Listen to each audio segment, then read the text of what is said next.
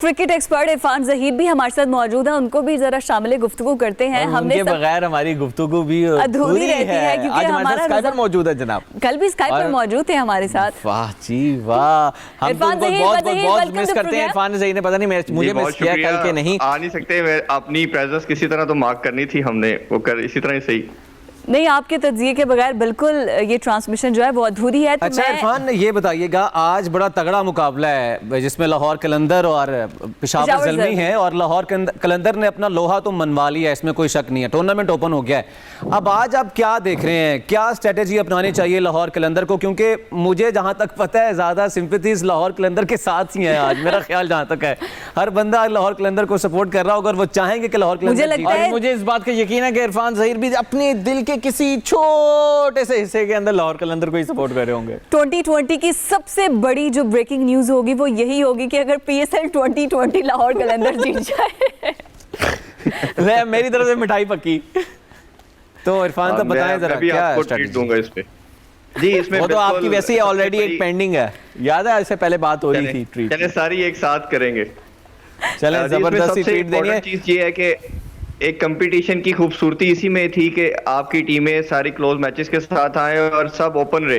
Play of तक कौन सी team qualify करेगी इसका लास्ट गेम्स के अंदर अगर डिसीजन आता है तो यही सबसे बड़ी अचीवमेंट होगी इस PSL की भी, इसकी ब्यूटी की भी और इसकी रिक्वायरमेंट के लिहाज से भी। अब ये देखने की चीज है कि अगर लाहौर के अंदर आज जीता है तो अगेन एक और बड़ा अच्छा हेल्दी कंपटीशन जनरेट हो जाएगा। हाल तो कि ज़ल्मी की टीम बहुत बैलेंस है, बड़ी ज़बरदस्त है, खास तौर पे उनकी जो बॉलिंग लास्ट 2-3 गेम्स में हमने देखा, अब उनके कॉम्बिनेशन बॉलिंग के अंदर भी बहुत ज़बरदस्त नजर आ रहा है क्योंकि राहत अली वहां पर तजुर्बा भी ज्यादा है पेशावर ज़ल्मी में, और बड़े बड़े नाम है, वहाब रियाज, हसन अली जैसे। जी तीन उनके पास पेस बॉलर हैं और तीनों ही बड़े ज़बरदस्त बॉलिंग कर रहे हैं। शुरू में कुछ 1-2 गेम्स में हमने देखा कि फॉर्म वापस नहीं आ रही थी हसन अली की, वहाब रियाज भी आउट ऑफ सोर्स लगे, बट इन 2-3 गेम्स के अंदर जो लास्ट प्रीवियस है तीनों बॉलर ने बड़ी अच्छी बॉलिंग की। फिर ब्रैथवेट है उनके पास, स्पिनर भी उनके पास अच्छे हैं, तो एक अच्छी बैलेंस साइड लग रही है। बैटिंग तो जैसे मालूम ही है, उस बॉलिंग डिपार्टमेंट में पेशावर ज़ल्मी की बॉलिंग डिपार्टमें में एक इजाफा हुआ है ग्रेगरी की सूरत में, वो कैसा लगे हैं? वैरायटी बहुत ज्यादा उनके पास बॉलिंग में। जी मैं यही कह रहा हूँ कि उनकी बॉलिंग तो ऑलरेडी बड़ी अच्छी और बैलेंस थी, अब उनके पास एक एडिशन और हो गया तो ऑब्वियसली एक अच्छा इंपैक्ट आएगा।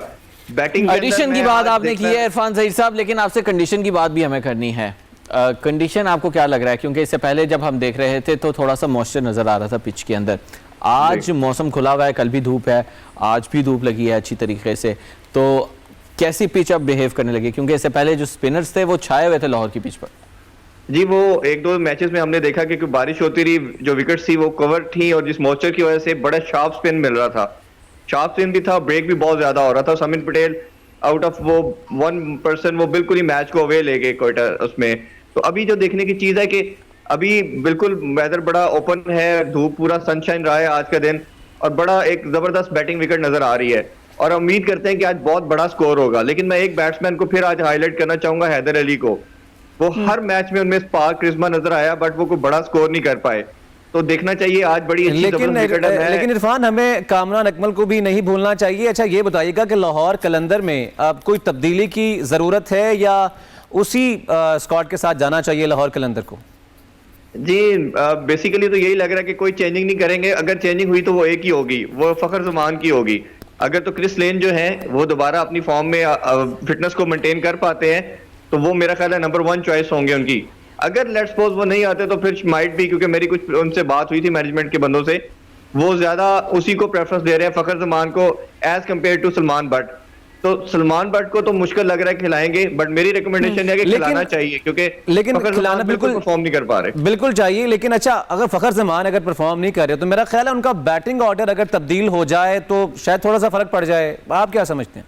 नहीं, मिडिल ऑर्डर में ऑलरेडी उनके पास काफी बैट्समैन है, वो मिडिल ऑर्डर में कभी भी नहीं फखर ज़मान को लेके आएंगे क्योंकि बेन डंक्स जिस तरह की इनिंग्स खेल चुके हैं, 2 आउटस्टैंडिंग इनिंग्स खेल के सिंगल हैंडेडली उन्होंने लाहौर के अंदर को मैच जिताया, पटेल ने बहुत अच्छा परफॉर्म नहीं चेंज करेंगे। और ऑलरेडी आपने देखा कि रहेल ऊपर आके खेल रहे हैं, तो ये बड़ा एक अच्छा पॉजिटिव साइन है कि कप्तान लीड फ्रॉम द फ्रंट कर रहा है और वो शुरू में आके खेल रहे हैं।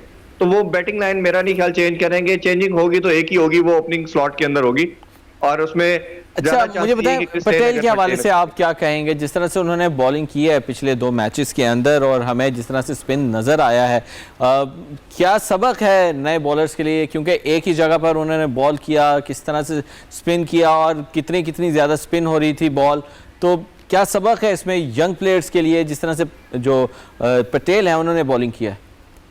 देखिए, ये इस तरह का स्पेल आपको वंस ब्लू मून नजर आता है, रोजाना नहीं होगा, क्योंकि इस तरह पिच का जो कंडीशन का यूटिलाइजेशन उनकी की वो बहुत आउटस्टैंडिंग थी, क्योंकि लेकिन उसमें कुछ पार्ट उसमें भी प्ले किया विकेट के अंदर भी, क्योंकि मॉइस्चर था, विकेट कवर्ड रही, 1-2 दिन बिल्कुल कवर्ड थी, उसके बाद जब उसको कवर को हटाया गया तो बहुत ज्यादा मॉइस्चर था, जिसकी वजह से उनको बड़ा एक्स्ट्रा ऑर्डिनरी शार्प स्पिन मिला, तो बहुत भी साथ मिल रहा था। अच्छा इरफान, समित पटेल की तो परफॉर्मेंस पे बात कर रहे हैं, लेकिन इसमें एक बड़ा एडिशन हुआ है सलमान इरशाद का लाहौर कलंदर की टीम में। ये एक तो जो बॉल करवा रहे हैं उसमें यॉर्कर पे ज़्यादा जा रहे हैं, यॉर्कर लेंथ में, उसमें फिर फुल टॉस भी होती है, फिर शॉट्स भी लगती हैं बड़ी, फिर वो स्लॉट में बॉल जाती है जहाँ पे चांसेस होते हैं कि छक्का या चौका लाजमी पड़ेगा। तो सलमान इरशाद का जो एक एडिशन है वो कैसा है और उनकी क्या हिकमत अमली होनी चाहिए सलमान इरशाद की? देखिए, ऐसे बॉलर जिनकी जो अपने प्लस पॉइंट होते हैं, जो आपकी उसी पे काम करना चाहिए, उनके प्लस पॉइंट जो इस तरह की चीज है वो उनके यॉर्कर्स है। ऑब्वियसली अब ये इनका आपने एक्शन देखा होगा, is a slinging action like Malinga, Waqas Yunus का भी समहाउ स्लिंगिंग एक्शन था, but more likely it's most likely like Malinga. तो उनका तो परफेक्शन बहुत ज्यादा थी। आपने देखा कि मलिंगा ने हमेशा हर बैट्समैन को हर जगह पे तंग किया, स्लोअर वन भी उसी पेस के साथ करते थे और यॉर्कर भी उसी पे करते थे। तो अगर बॉलर कंफ्यूज हो जाता है कि मैंने शॉर्ट लेंथ बॉल करनी है तो फिर उस पर अटैक करते हैं बैट्समैन। तो इनकी जो मैंने देखा है जितने मैचेस के अंदर, इनकी ज्यादा जो बेस्ट चीज है वो इनके यॉर्कर ही हैं, और डेप्थ ओवर के अंदर ऐसा बॉलर बड़ा सक्सेसफुल रहता है अगर उनका यॉर्कर एग्जैक्ट जगह पे गिरना शुरू हो जाए, तो उस पर इनको थोड़ा काम करना चाहिए और डेप्थ ओवर पे ही यूज करना चाहिए। मैंने इनको देखा है कि ये दोनों टीम्स इसी ठीक अच्छा इरफान, अगर ये दोनों टीम्स इसी फॉर्मेट के साथ जिस तरह से इनके प्लेयर्स हैं विदाउट एनी चेंजेस ये पिच पर उतरती हैं आज की पिच पर, तो आपको क्या लगता है कि किस टीम की जो है वो कंडीशन ये जो है ये फेवर में जाएगी, कौन सी टीम जीत सकती है? क्योंकि लाहौर कलंदर ने कम बैक किया है, पेशावर ज़ल्मी जो है ऑलरेडी अच्छा परफॉर्म कर रही है, तो आपको क्या लगता है कि काफ़ी मतलब सख्त मुकाबला होने जा रहा है? बिल्कुल ऐसा ही है, लेकिन इसमें देखें आप लाहौर के अंदर की 3 विक्ट्रीज हैं, तीनों विक्ट्रीज को अब अगर एनालाइज करेंगे तो तीनों विक्ट्री सिंगल हैंडली सिंगल पर्सन ने मैच जिताए हैं इनको। 2 मैच इनको बेन डंक ने जिताए हैं और एक समित पटेल ने, टीम एफर्ट नहीं थी। ये एक बहुत बड़ा डिलेमा है लाहौर कलंदर के लिए कि इनकी टीम परफॉर्म नहीं कर रही, इंडिविजुअल परफॉर्मेंस के ऊपर इन्होंने तीनों मैच जीते हैं। अगर ये इसको ओवरकम ना कर पाए तो बड़ा मुश्किल हो जाएगा इनके नेक्स्ट मैचेस के अंदर भी और आगे इस कंपटीशन के अंदर भी चलते हुए। तो इनको एक टीम कॉम्बिनेशन को बेहतर करना पड़ेगा, सबको परफॉर्म करना पड़ेगा। आप 10 मैचेस में से 2-3 मैचेस तो जीत सकते हो सिंगल इंडिविजुअल परफॉर्मेंस के ऊपर, बट एक पूरा टूर्नामेंट जीतना बड़ा नामुमकिन हो जाता है। तो इरफान, आप क्या समझते हैं कि लाहौर कलंदर को क्या ऑप्ट करना चाहिए, बैटिंग या बॉलिंग? टॉस में जब टॉस होगा तो उसके बाद चेस में अच्छे हैं लाहौर कलंदर या टोटल जो है वो करने में अच्छे हैं, किसमें अच्छे हैं टारगेट देने में? देखिए, ये कंडीशन के साथ डिपेंड करता है। अगर बॉल स्पिन हो रहा होगा तो ये डेफिनेटली मेरा ख्याल है कि ये सेकंड बैटिंग को प्रेफरेंस देंगे, क्योंकि इनके पास स्पिनर जरा अच्छे हैं और ये उसमें पहले रोक सकते हैं। अगर लेकिन अगेन आज कंडीशन इस तरह है, दोनों टीम मेरा ख्याल है कि आज की कंडीशन के लिहाज से, और लाहौर के अंदर पहले लास्ट गेम भी चेस करते हुए जीता, तो दोनों टीम्स की प्रेफरेंस यही होगी कि हम चेस करें। और जैसे ज़ल्मी ने भी लास्ट मैच चेस करते हुए जीता, आल्दो बारिश होगी, बट इनको टारगेट का आइडिया था कि कितना हमने उस डकवर्थ लोएस्ट मेथड्स के तहत हमने स्कोर करना है और वो लकीली जीत गए। अच्छा, हम देखते हैं कि कोई भी टीम हो अगर वो मोमेंटम में आ जाती है, एक दफ़ा जीत के मोमेंटम में आ जाती है और अनब्रेकेबल हो जाती है तो बहुत आगे तक जाती है। तो लाहौर कलंदर्स के हवाले से क्या लगता है आपको, अगर आज का मैच जीत जाती है, क्योंकि पेशावर ज़ल्मी दूसरे नंबर की टीम है इस वक्त पॉइंट्स टेबल पर, तो अगर आज का मैच जीत जाते तो क्वालिफायर राउंड तक तो पहुंचेगी फिर? जी देखिए, यही चीज है ना कि अभी कुछ टीम ने मोमेंटम गेम किया है, लाहौर के अंदर ने थोड़ा सा किया है। ज़ल्मी भी पहले शुरू में अच्छा नहीं खेल रहा था, ज़ल्मी भी नहीं, उसके बाद अभी एक मैच जीता है ज़ल्मी ने, जैसे ही डैरन समी गए तो एक हारा एक जीता, उनके पास अभी मोमेंटम के लिए टाइम है। हाँ, तो वैसे भी उनके वो पॉइंट टेबल पे सेकंड नंबर पे हैं, they are bit relax. Lahore Qalandar के पास मार्जिन नहीं है, तो कंपटीशन को लाइव रखने के लिए तो जरूरी है कि लाहौर कलंदर आज जीते और कल का जो मैच होने वाला है उस पर भी कोयटा भी जीते, तो फिर एक आपका प्ले ऑफ के लिए एक कंपटीशन इंटैक्ट रहेगा। अगर अनफॉर्चुनेटली ये दोनों टीम्स हार जाती हैं तो फिर इनका चांस नहीं है आगे प्ले ऑफ के लिए, बहुत मुश्किल हो जाएगा कि ये आगे उसको बिल्कुल। कंटिन्यू कर सके। लेकिन मुल्तान सुल्तान के अलावा तकरीबन हर टीम के लिए अभी तक मुश्किल दिखाई दे रहा है। अच्छा इरफान, मोहम्मद हफीज़ की बात अगर हम करें, मोहम्मद हफीज़ भी कोई अच्छा परफॉर्म नहीं कर पा रहे पीएसएल में। बॉलिंग को लेके काफ़ी सवालात खड़े हो रहे हैं मोहम्मद हफीज़ की कि बॉलिंग नहीं करा रहे, या उनसे करवाई नहीं जा रही, या खुद वो नहीं आ रहे, क्योंकि जिस तरीके से वो बॉल करते हैं लेफ्ट हैंडर्स को तो वो मुश्किलात खड़ी कर देते हैं। क्या वजूहत क्या हैं बॉलिंग ना करने की? देखिए अभी तो जी बॉलिंग एक्शन पे उनपे आपको जैसे मालूम ही है कि ऑब्जेक्शन हुआ था, उसके बाद वो दोबारा उसको रिहैब करने के बाद दोबारा आ चुके हैं। तो अभी वो शायद उनका खुद से कॉन्फिडेंस थोड़ा सा लो हो, बट वो काफी एक्सपीरियंस प्लेयर रहे हैं, उनको इन कंडीशन उन चीजों का बहुत ज्यादा पता है। ये डिपेंड कैप्टन पे और कोच पे करता है कि उनको कैसे यूटिलाइज करते हैं। मेरी अपनी इसमें सजेशन यही है कि उनको इनिशियली स्टार्ट उनसे करवाना चाहिए, क्योंकि आपने देखा उनकी जितनी भी सक्सेस थी T20 में या ODIs में, वो स्टार्ट के ऊपर था कि वो आके बिल्कुल इनिंग्स का स्टार्ट बॉलिंग के साथ उनसे किया जाता था, क्योंकि न्यू बॉल को लाइक अमाद वसीम उनकी बॉल ऑफ ब्रेक की बजाय अंदर की तरफ आती है, जो कि लेफ्ट हैंडर को पर्टिकुलरली बहुत बिल्कुल लेफ्ट हैंडर को वो हमेशा मुश्किलात डालते हैं। और लेकिन पेशावर ज़ल्मी के पास जो ऊपर से बैटिंग करते हैं उसमें हैदर अली हैं, कामना नकमल हैं और शुएब मलिक हैं, राइट हैंडर बैट्समैन हैं। तो मेरा ख्याल उनके लिए मोहम्मद हफीज़ को शायद आजमाया ना जाए ऊपर से। जी जी बिल्कुल ठीक कह रहे हैं आप, बिल्कुल ठीक आपने पिन पॉइंट किया कि ये सब प्लेयर्स उनको बहुत ज्यादा खेल चुके हैं, एक्सपीरियंस प्लेयर हैं, तो शायद यही रीजन होगी शायद उनको ना यूज किया जाए। बट मेरा ख्याल है कि 1 ओवर 2 ओवर करवाने से कोई हर्ज नहीं है, क्योंकि लेटर ऑन वो इतने इफेक्टिव नजर नहीं आया फीस, जितने भी मैचेस में मैंने उनको देखा है।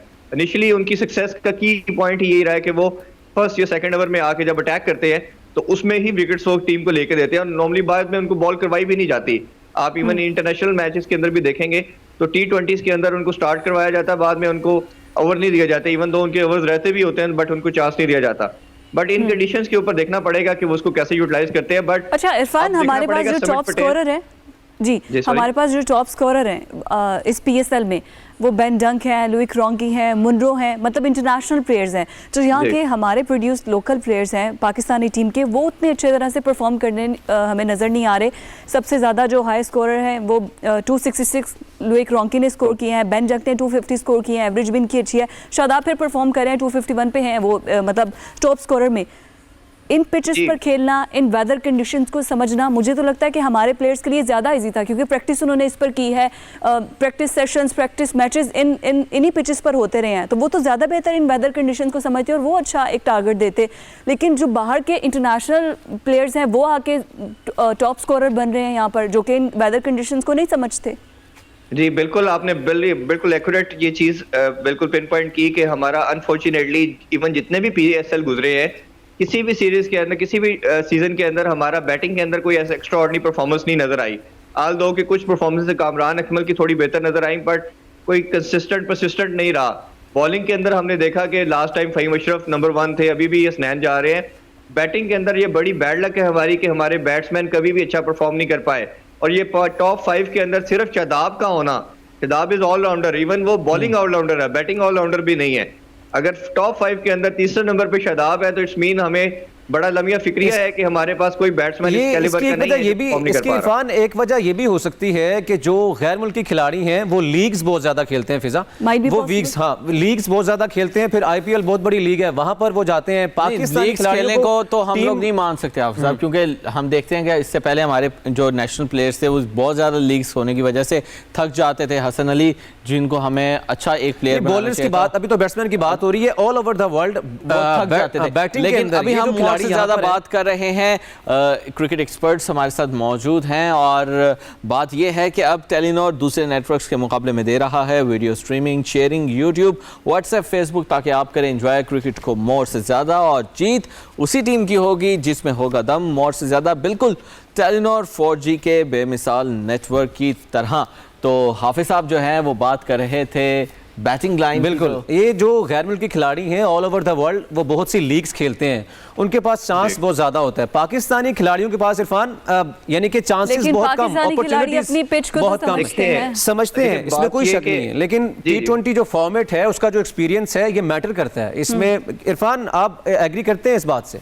जी, थोड़ी हद तक तो मैं एग्री करूंगा, but our players are all international players, इनके ऊपर लायबिलिटी लीग क्रिकेट से ज्यादा आ जाती है। और अभी आपको मालूम है कि we are number 1 in T20, ठीक है, तो हम लास्ट 1.5 ईयर से नंबर 1 है। तो अगर आप एक टीम ऐसी जिसके पास 5-6 प्लेयर आपकी करंटली खेल भी रहे हैं टीम के अंदर, और they are playing in T20 league cricket और उसमें वो परफॉर्म नहीं कर पा रहे, तो ये लम्हा फिक्रिया है। इसी वजह से हमने देखा कि हम श्रीलंका से भी हारे, ऑस्ट्रेलिया से भी हारे और इंग्लैंड में भी मैच एक हारे। तो इसका मतलब है कि आपकी बैटिंग के अंदर कोई प्रॉब्लम आ रही है, उसको जल्दी से आपको शॉर्ट आउट करना पड़ेगा, क्योंकि अभी आपकी उसको डोमेस्टिक जल्दी हो से रही है, सॉर्ट आउट पिछले करना ऊपर पड़ेगा। सारे बहुत खेलते आए हैं। शुक्रिया इरफान जहीर, क्रिकेट एक्सपर्ट बहुत हमारे साथ स्वागत। मौजूद